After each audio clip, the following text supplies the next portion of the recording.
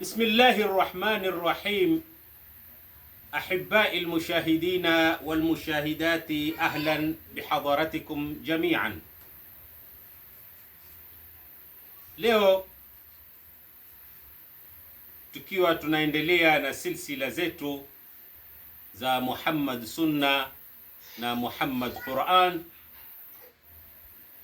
katika hali ya kuonesha kuna utofauti wa Muhammad katika vitabu vya sunna ama maarufu vitabu vya hadith, na Muhammad aliyoko katika kitabu ambacho kwamba alokiteremsha Mwenyezi Mungu Subhanahu wa Ta'ala kwa mtume wake Muhammad alayhi salam, ambacho ni Qur'an. Kuna tofauti kubwa kama tulivyoona halqa za nyuma, na kuna jambo moja ambalo kwamba ni muhimu nataka kueleza kabla hatujaingia katika halqa, kwamba watu wengi wanafikiria kwamba mimi napinga hadithi bisifatin am, kwamba napinga hadithi zote. La, abadan, sio hivyo. Na nishazungumza maneno kama haya kwamba hadithi ninazozipinga ni zile hadithi ambazo kwamba zinakhalifiana na Qur'an, zinakhalifiana na ilmu, zinakhalifiana na mantiki. Hizo ndio hadithi ambazo kwamba mimi nazipinga, lakini sio kwamba napinga hadithi zote. Na kaida ninayoifuata ama minhaji ninayoifuata inatokana na hadithi ya Mtume Muhammad alayhi salam. Sasa vipi takuwa mimi napinga hadithi? Napinga hadithi ambazo kwamba zinakhalifiana na Qur'an, lakini sio kwamba bisifatin am, kwa sababu kaida ninayoifuata ama minhaji ninayoifuata ni moja katika hadithi za Mtume Muhammad alayhi salam. Na hadithi kama hiyo utaipata katika kitabu cha Ibn Hazmi al-Ihkam fi usul al-ahkam. Hadithi yenyewe rawahu al-Asbagh ibn Muhammad Abu Mansur. Hadithi yenyewe inasema kwamba Mtume Muhammad amesema, na maneno kama haya hakuna anayeweza kusema bali ni mtume wa Mwenyezi Mungu Subhanahu wa Ta'ala. Hadithi yenyewe inasema ayyuma hadithin, yani kwamba Mtume Muhammad amesema ayyuma hadithin balaghakum anni ta'rifunahu bikitabillahi faqbaluhu. Yani Mtume Muhammad anatuambia mnapojiwa na maneno, yani mnapoambiwa kwamba maneno Mtume Muhammad amesema maneno fulani, na maneno kama yale mkiyachunguza mnayakuta yamo ndani ya Qur'ani, faqbaluhu, kubalini hayo maneno, kwa sababu Mtume Muhammad daiman hawezi kukhalifiana na Qur'ani. Kisha endelea hadithi yasema wa ayyuma hadithin balaghakum anni la tajiduna fil Qur'ani makana wala tajiduna ma tankurunahu bihi faqbaluhu. Ya pili asema Mtume Muhammad kwamba mnapofikiwa na maneno yoyote mkaambiwa kwamba haya maneno yatoka kwa Mtume Muhammad alayhi salam, na mkiyachunguza maneno kama yale ndani ya Qur'ani hayakupingana na Qur'ani, na wala pengine hamujui mahali yalipo, yani muhimu kwamba maneno kama yale hayakupingana na Qur'ani, faqbaluhu, yakubalini. Wa ayyuma hadithin balaghakum anni taqsha'irru minhu juludukum wa tashma'izzu minhu qulubukum wa tajiduna fil Qur'ani khilafu farudduhu. Na mwisho Mtume Muhammad anasema mutakapojiliwa na maneno ambayo kwamba mtaambiwa kwamba haya maneno yatoka kwangu mimi, na maneno kama yale mkiyasikia nyoyo zinatetemeka na miili inasisimuka, na mnakuta kwamba zimekhalifiana na kitabu cha Mwenyezi Mungu, farudduhu, rudisheni. Kwa hivyo hii ni kaida ambayo kwamba mimi naifuata, ambayo ni hadithi ya Mtume Muhammad alayhi salam, na maneno kama haya kama nilivyosema hawezi kusema isipokuwa ni mtume wa kweli. Tuingie katika halqa yetu ya leo ya kuonesha Muhammad Sunna na Muhammad Quran, tofauti ya Muhammad Sunna na Muhammad Quran, kwa sababu Muhammad Sunna ametengezwa ni Muhammad Sunna, na kuna Muhammad Quran naye ni Muhammad Quran. Yani Muhammad wametofautiana katika dini yetu, kuna Muhammad wawili. Sasa wewe unamfuata Muhammad yupi? Tumwangalie Muhammad Sunna katika halqa ya leo, ambaye amepewa sifa kwamba yeye alikuwa hakuna fukara kama yeye. Muhammad Sunna apewa sifa za ufukara, yani alikuwa ni maskini, njaa, omba omba. Huyo ni Muhammad Sunna. Tuangalie tuambiwa nini katika vitabu vya hadithi, vitabu ambavyo kwamba vilokuja kufanya ndiyo sababu ya kuigura Qur'an, vitabu vilivyokuja ambavyo kwamba vikapewa sifa kwamba mpaka mmoja katika mashekhe wa Azhar wasema kwamba as-sunna ni robo tatu ya dini. Astaghfirullah. Yani hadithi sunna ni robo tatu ya dini, yani robo moja iliyobaki ndio Qur'an. Vitabu ambavyo kwamba vinapewa sifa kwamba as-sunnatu qadhiyatu ala al-Qur'an, kwamba hivi vitabu vya hadithi ndio vyenye kuhukumu Qur'an, yani maneno ya mwanadamu ndio yenye kuhukumu Qur'an, yani maneno ya mwanadamu ndio yawekwe mbele kuliko maneno ya Mwenyezi Mungu. Vitabu ambavyo vilivyokuja vikawa vinapewa sifa kwamba al-Qur'anu yunsakhu bisunna, wakidai kwamba Qur'ani hufutwa na vitabu vya sunna, yani maneno ya mwanadamu yanafuta maneno ya Mwenyezi Mungu. La haula wala quwwata illa billah. Tuangalie Muhammad Sunna. Muhammad Sunna tuambiwa katika Sahih al-Bukhari na Sahih Muslim. Wanasema nini kuhusu huyu Muhammad Sunna? Wanasema kwamba an Aisha, kwamba Aisha na Aisha anasema kana yati alaina ash-shahr, ilikuwa tukipitiwa na mwezi, manuqidu fihi naran, hakuwashwi moto. Yani na Aisha anaelezea kwamba nyumba ya Mtume Muhammad ilikuwa ikipita mwezi mzima hakuwashwi moto, yani hakuna chakula mwezi mzima. Kisha asema innama huwa tamr wal ma, ilikuwa wakila tende na maji. Yani Muhammad Sunna amekuwa ni maskini mpaka hana kitu cha kupika ndani ya nyumba kwa muda wa mwezi, yuala tende na maji. Muhammad Sunna. Imamu Muslim, hadithi iliyopokewa na Imamu Muslim yasema kwamba kharaja Rasulullahi sallallahu alayhi wasallam, mtume siku hiyo alotoka. Na hii ni hadithi mashuhuri kwamba mtume siku hiyo alitoka dhata yaumin au leila, siku au usiku. Huyu bwana hajui ni usiku ama ni mchana. Fa idha huwa bi Abi Bakr wa Umar, asema kwamba mtume siku hiyo alitoka, iwe ni usiku ama ni mchana. Alipotoka, yani kutoka ndani ya nyumbani kwake, alipotoka akakutana na Saidina Umar na Saidina Abu Bakar. Walipokutana, Mtume Muhammad akawauliza Abu Bakar na Umar, ma akhrajakuma min buyutikuma hadhihi saa, jambo gani lililowafanya nyinyi mko nje wakati hunu?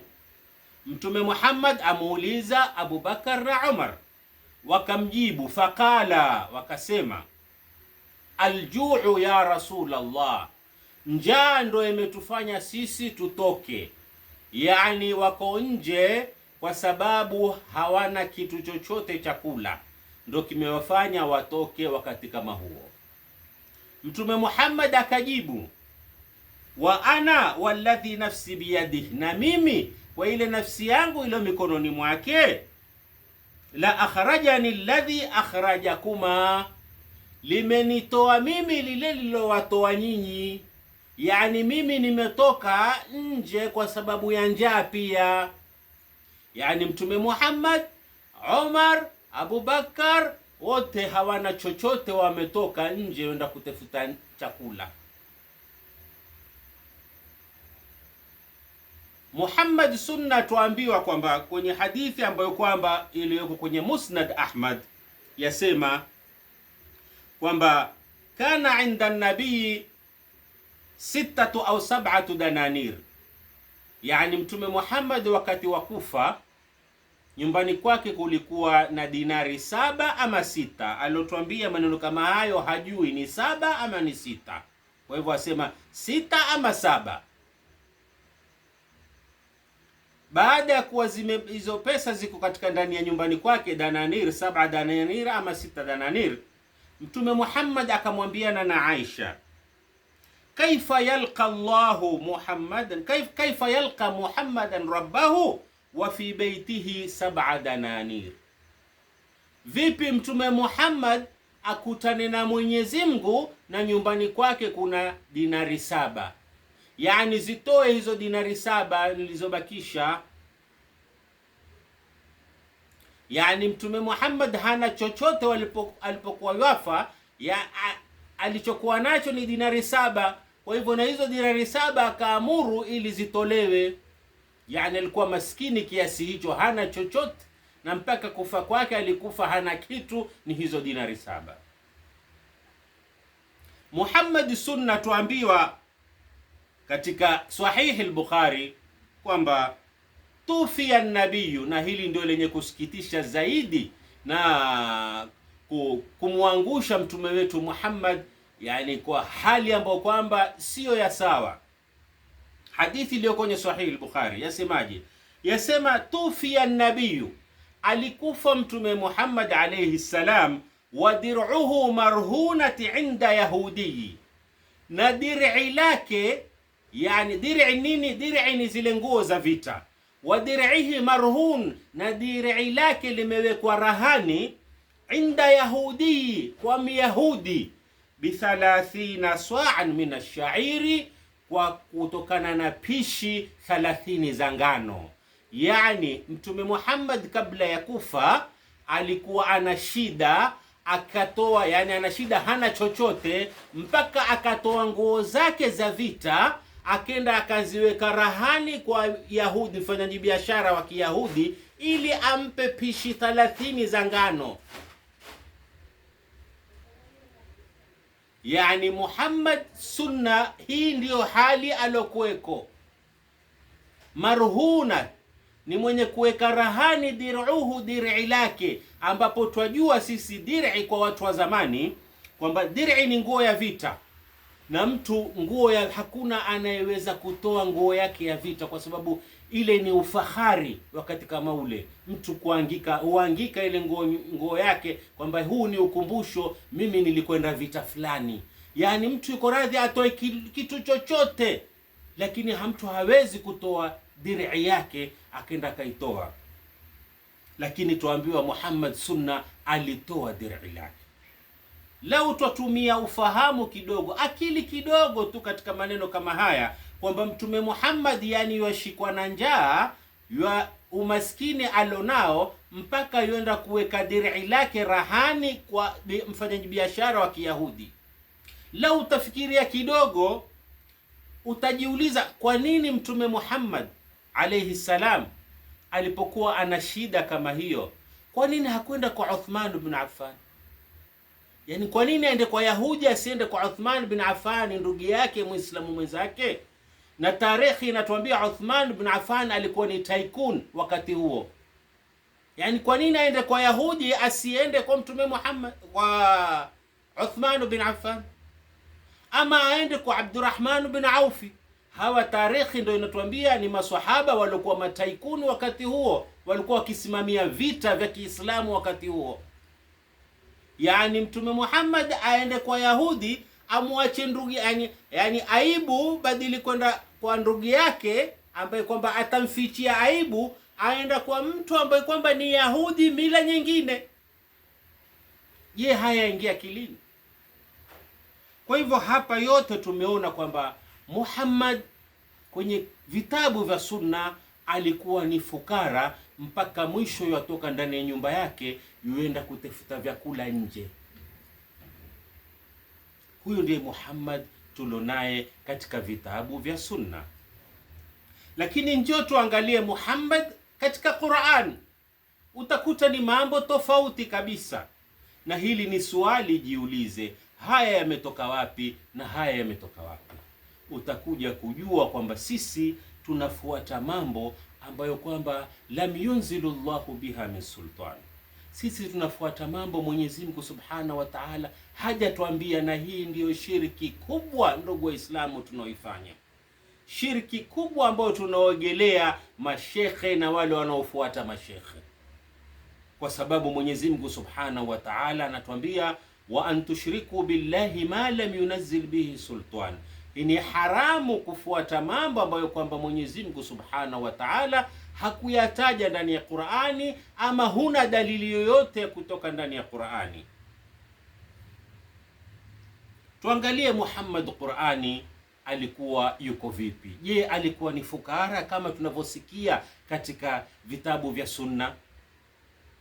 Mwenyezi Mungu Subhanahu wa Ta'ala atuambia ndani ya Qur'an kuhusu Muhammad alayhi salam, kuhusu Muhammad ambaye kwamba alompatia Qur'an, atuambia inna a'tainaka al-kauthar fasalli li rabbika wanhar inna shani'aka huwa al-abtar. Huyu ndiye Muhammad Qur'an.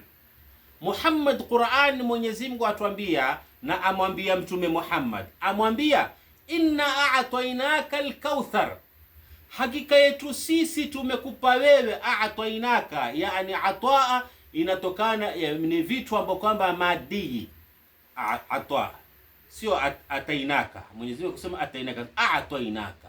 Kwa hivyo a'tainaka ni vitu, atainaka ni bimafhumin am, kwamba vinaweza kuwa ni madii ama ghairi madii, lakini Mwenyezi Mungu anasema a'tainaka, yani anamaanisha kwamba ni vitu madii amempatia Mtume Muhammad alayhi salam. Kwa hivyo Mwenyezi Mungu anasema inna a'tainaka, hakika yetu sisi tumekupa wewe Mtume Muhammad al-kauthar. Nini maana al-kauthar? Al-kauthar sio mti kama tulivyoambiwa na baadhi mto kama tulivyoambiwa na baadhi al-mufassirin. La. Al-kauthar yani al-kauthar inatokana na neno kathara. Kathara yani kathir. Kuna kathir na kauthar. Kathir yani ni vingi, lakini kauthar yani ni sio vingi hivyo, lakini ni uchache wa vingi. Kwa hivyo Mwenyezi Mungu anamwambia inna a'tainaka al-kauthar, hakika sisi tumekupatia wewe kauthar, yani tumekupatia wewe vitu vingi tulivyokupatia wewe. Fasalli li rabbika wanhar, yani hayo tuliokupatia muombe Mwenyezi Mungu Subhanahu wa Ta'ala.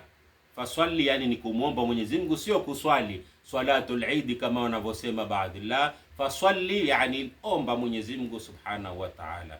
Wanhar inna shani'aka huwa al-abtar.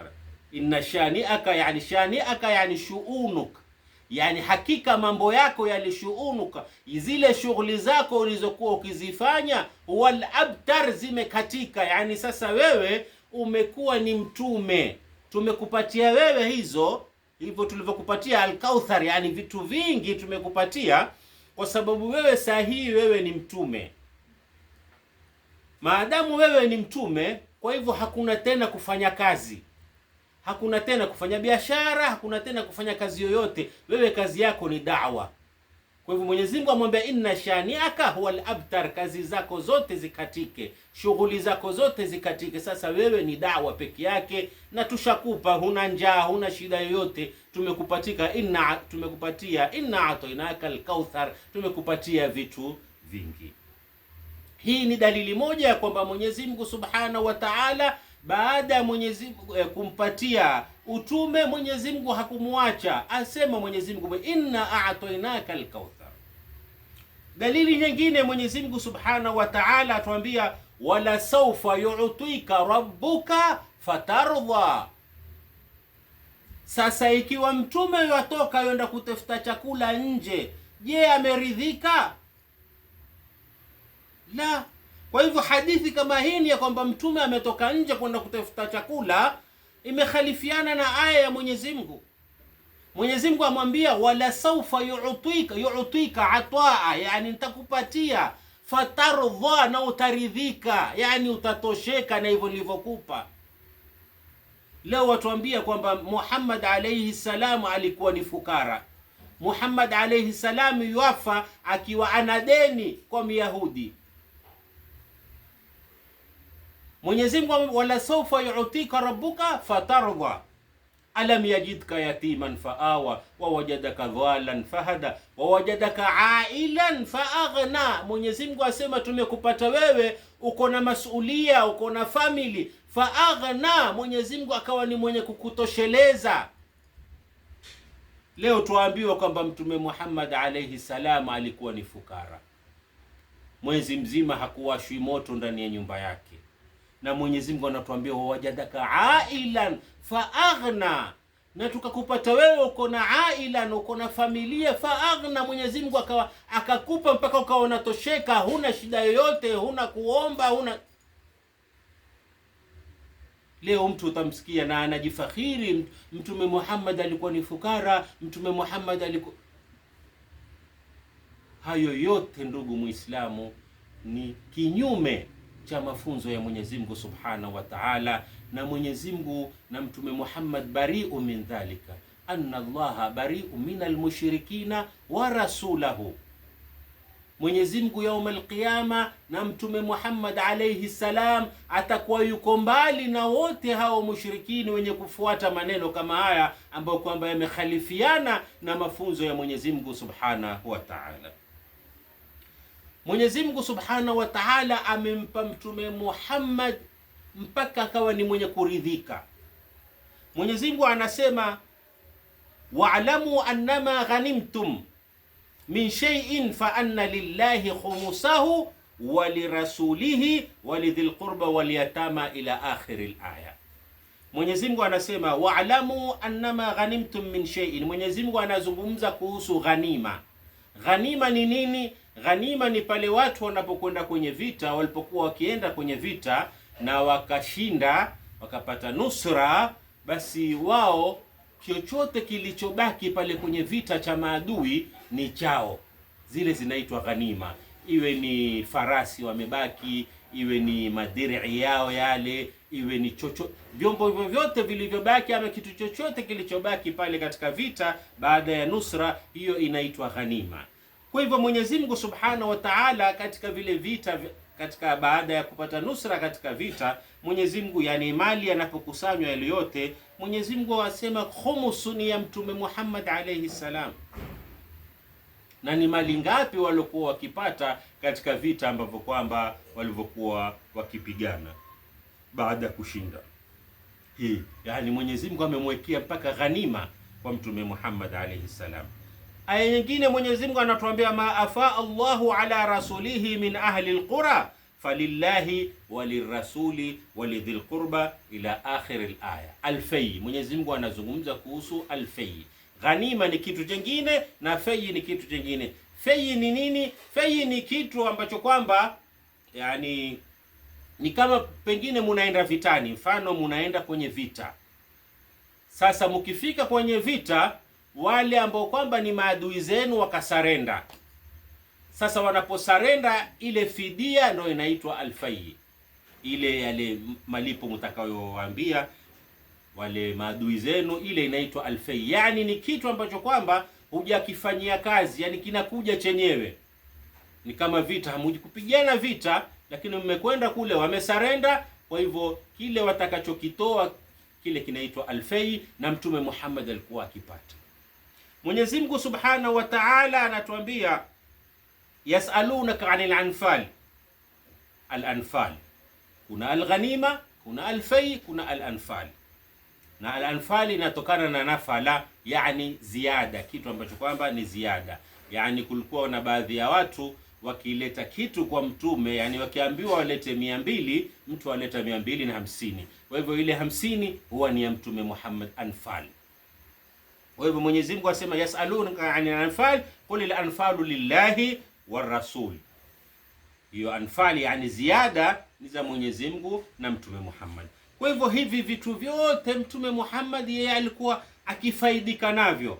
Aya nyingine, dalili nyingine Mtume Muhammad kwamba kuonesha kwamba alikuwa yuko na pesa na yuko na uwezo na alikuwa si fukara. Mwenyezi Mungu asema innama sadaqatu lilfuqarai walmasakin walamilina alaiha.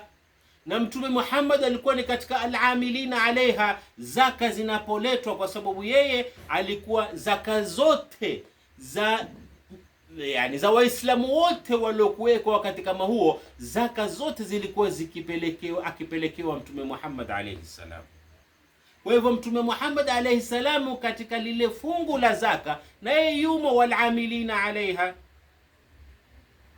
Vipi leo uanze kusema kwamba Mtume Muhammad alikufa, alikuwa ni fukara na alikuwa akitoka majumbani akaenda kitafuta vyakula nje? Dalili nyingine ni katika suratul Ahzab. Mwenyezi Mungu Subhanahu wa Ta'ala anatuonesha kwamba Mtume Muhammad alayhi salam hakuwa ni fukara. Na ndugu Muislamu, Qur'ani imeeleza kila kitu. Sira ya Mtume Muhammad alayhi salam utaipata ndani ya Qur'ani. Hii yote ni sira ya kuonesha kwamba Mtume Muhammad alikuwa ni mtu na uwezo wake, alikuwa ni mtu hana shida yoyote ya katika maisha yake abadan. Na dalili nyingine ni katika suratul Ahzab aya 53 kuonesha kwamba yeye Mtume Muhammad, watu sio kwamba sunna inatuonesha kwamba yeye alikuwa akienda kiomba akizunguka majumba ya watu, lakini Qur'ani inatuonesha kwamba maswahaba ndio walikuwa wakija kwake wakila.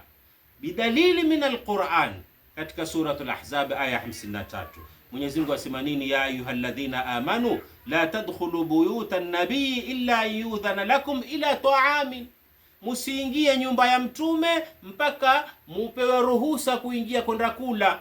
Hii ni dalili ya kuonesha kwamba Mtume Muhammad alikuwa yeye ndio akiwa host wakienda kila kwake Mtume Muhammad alayhi salam.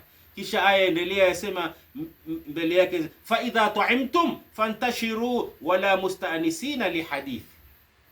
Munapomaliza kula, Mtume Muhammad baada kuwa ashawapa chakula, tokeni nendeni zenu, musikae mkajifanya mazungumza hapo ndani nyumbani kwake. Yani Mwenyezi Mungu anawafundisha adabu maswahaba, kwa sababu walikuwa wakifanya mambo ambayo kwamba Mtume Muhammad alikuwa hayaridhii wakienda kwake nyumbani. Kwa hivyo jambo la kwanza Mwenyezi Mungu akawaambia kwamba mkienda kwa Mtume Muhammad ni lazima mwanzo mubishe, sio kujiingilia tu. La, jambo la pili, mkimaliza kula tokeni nendeni zenu, sio mukae mujikalishe hapo. Jambo lingine Mwenyezi Mungu Subhanahu wa Ta'ala kuonesha kwamba walikuwa wakienda nyumba ya mtume na kula. Mwenyezi Mungu Subhanahu wa Ta'ala katika aya hiyo hiyo kisha asema mbele, wa idha sa'altumuhunna mata'an fas'aluhunna min wara'i hijab. Na mnapotaka kuwauliza, Mwenyezi Mungu awaambia maswahaba kwamba nyinyi maswahaba mnapokwenda kula kwa mtume, mkawa sasa pengine mwataka kitu, kijiko, pengine hakuna kijiko pale mahali palipowekwa chakula, pengine sahani imepungua, pengine kikombe kimepungua. Kwa hivyo Mwenyezi Mungu amwambia, wa idha sa'altumuhunna mata'an, mnapotaka kuomba kuwauliza kwamba mata'an ni vyombo, fas'aluhunna min wara'i hijabi, yani waulizeni nyuma ya pazia. Maswahaba walikuwa wakienda direct jikoni, na jikoni wajua ni mahali pa mwanamke, pengine amevaa dera lake, amevaa ni jikoni ni sehemu ya mwanamke, ni sehemu yake. Kwa hivyo amevaa ovyo, pengine aonekana sehemu fulani, ni mahali pa wanawake. Kwa hivyo maswahaba wao walikuwa wakijiingiza jikoni moja kwa moja akiona wake wa mtume. La, Mwenyezi Mungu akawaambia kwamba la, hiyo sio adabu. Adabu ni muulize, kiwa mwataka kijiko, mwataka kikombe, mwataka nini, muulize nyuma ya pazia, sio mujiingize na nyinyi jikoni, wao wanapakua chakula na nyinyi mwajipitisha huku na huku. Hii ni kuonesha, aya kama hii inaonesha kwamba Mtume Muhammad alayhi salam yeye ndio alikuwa akiwaalika maswahaba kwenda kula kwake yeye, kwa sababu Muhammad alayhi salam alikuwa ana uwezo na ni mtu ambaye kwamba alikuwa ana pesa zake, na hata tarehe inatuambia kwamba Mtume Muhammad alipokufa amewacha mali nyingi. Kwa hivyo ndugu Muislamu, tumepata kuona kwamba kuna tofauti ya Muhammad sunna alivyosifiwa katika vitabu vya sunna na Muhammad alivyosifiwa katika vitabu vya Qur'ani, tofauti kubwa. Kwenye vitabu vya sunna Muhammad Qur'ani aoneshwa kwamba ni omba, lakini kwenye Muhammad Qur'an aoneshwa kwamba ni Muhammad Mwenyezi Mungu Subhanahu wa Ta'ala yeye mwenyewe ndo alompa kila kitu. Inna a'tainaka al-kauthar, tumekupa vitu vingi wewe Mtume Muhammad. Kisha Mwenyezi Mungu akasema inna shani'aka huwal abtar, yani wewe sasa hakuna tena kufanya kazi, hakuna kufanya biashara, mimi nishakupa wewe, kazi yako ni da'wa. Mwenyezi Mungu ndo amwambia Mtume Muhammad, kisha wala sawfa yu'tika rabbuka fatardha. Mwenyezi Mungu fatara, amwambia utaridhika. Hivyo tunavyokupa utaridhika navyo, yani utatulia, wewe unafanya da'wa tu, wewe kazi yako. Kisha leo tutaja kusikia mambo na utakuta watu wanaamini mambo kama hayo, kwamba mtume alikuwa ni fukara, mtume alikuwa akitoka kenda kiomba chakula. Kwa hivyo hiyo ni kinyume cha mafunzo ya Mtume Muhammad alayhi salam. Kwa hivyo tumemuona Muhammad Qur'an na Muhammad Sunna. Wa ila liqa'in akhar bi mashi'atillah. Wassalamu alaykum wa rahmatullahi wa barakatuh.